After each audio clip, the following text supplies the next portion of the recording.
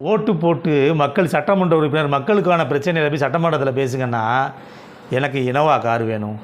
இன்னொருத்தவங்களுக்கு என்ன உங்களுக்கு மக்கள் பிரச்சனைக்கு போனீங்களா இல்லை உங்களுக்கு கார் வாங்குறதுக்கு போயிருக்கீங்களா? ஏற்கனவே 1,10,000 சம்பளம் கொடுக்குறாங்கல்ல.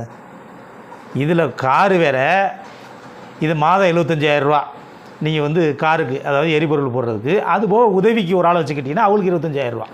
அப்போ கூடுதல் 1,00,000. அதுக்கு 2,10,000 சம்பளத்தை ஏற்றிட்டு போங்க. இது எதுக்கு வெக்கம் கட்டத்தனமாக இப்படி எல்லாம் பேசினா எங்களுக்கெல்லாம் சம்பளத்தை ஒதுக்க மாட்டேன்னு மக்கள் இந்த அரசு ஊழியர்லாம் போராட்டம் பண்ணுவாங்கன்றக்காண்டி இப்படி இவங்க ஃபுல்லாக போய் நின்றுவாங்கல்ல. ஏதோ ஒரு மக்களுக்கு பிரச்சனைனா ஓட்டு கேட்கவே மக்களை சந்திக்க வரல. இது மக்களுக்கு பிரச்சனைக்கு போய் நிற்க போகிறாங்களா? தமிழக வெற்றி கழகம் சட்டமன்ற உறுப்பினர்களுக்கு அந்தந்த சட்டமன்றத்தில் எத்தனை கிராமம் இருக்குன்னு போது தெரியுமா? யாராவது கிராமத்துலேருந்து பேசினா அது எந்த கிராமம்னு அந்த தொகுதிக்குள்ளே இருக்குன்னா தெரியுமா? ஓட்டு கேட்டு போயிருந்தா தானே தெரியும். அதை விட்டுவிட்டு இவங்களுக்கு மக்கள் பிரச்சனைக்கு போகிறாங்களாம். அதுக்கு இவங்களுக்கு கொடுக்குறாங்க. கொடுங்க, இவங்க பணம் தான் வச்சுருக்கீல்ல, ஆயிரக்கணக்கான கோடி. ஒரு படத்துக்கு 200 கோடி வாங்கணும்ன்றீல்ல.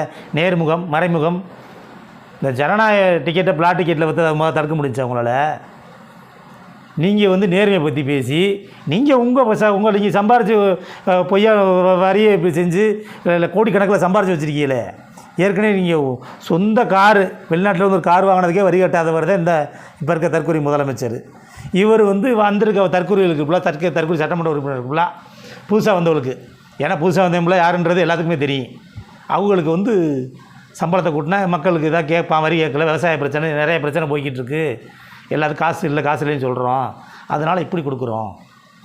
அடுத்து சட்டமன்ற உறுப்பினர் கல்யாண கார்டுக்கு மொய்யல் போடணும் கோரிக்கை கேட்பாங்க. கல்யாண மொய்க்கு இன்னொரு 1,00,000. யார் வீட்டு அப்பா மட்டும் காசை கொடுக்குறிய? நாங்கள் ஒளி சோப்பு சீப்பு எல்லாத்துக்கும் வரி கட்டுறோம். நாங்கள் ஒவ்வொருத்தரும் கேட்குறதுக்கு உரிமை இருக்குது. நீங்கள் கோடிக்கணக்காக சம்பாரிச்சு வச்சுருக்கீங்களா, உங்கள் காசில் கொடுங்க. மக்கள் வரி பணத்தில் கொடுத்து ஒன்றுக்கு கேட்குறதுக்கு, மக்கள் கேட்குறதுக்கு மாத்திரம் ரோடு போகிறதுக்கு சாலை போகிறதுக்கு வரி இல்லை. பள்ளிக்கூடத்தில் கல்வி கட்டுறதுக்கு வரி கம்மியாக இருக்குது. கல்வி நிறைய குறைச்சிருக்கீங்க. விவசாயிகளுக்கான நிறைய குறைச்சிருக்கீங்க. உயர்கல்வியில் குறைச்சிருக்கீங்க. இந்த இதெல்லாம் குறைச்சி உங்கள் சட்டமன்ற உறுப்பினருக்கு இன்னும் கொஞ்ச நாளுக்கு ஒரு சொல்லுவார், சட்டமன்ற உறுப்பினர் எனக்கு வீடு இல்லை அப்படிம்பாரு. உடனே சட்டமன்ற உறுப்பினருக்கு 5 கோடியில் வீடு கட்டி தரப்படும். இது சொன்னாலும் சொல்லலாம். இதை ஏன்னா இவங்க கேட்குறதுக்கு இது இல்லை, கொடுத்த வாயை புத்திட்டு இருக்காது. அதில் யாராவது ஒருத்தர் கம்யூனிஸ்ட் சட்டமன்ற எழுந்திரிச்சு பேசியிருக்குமே வேணாமா?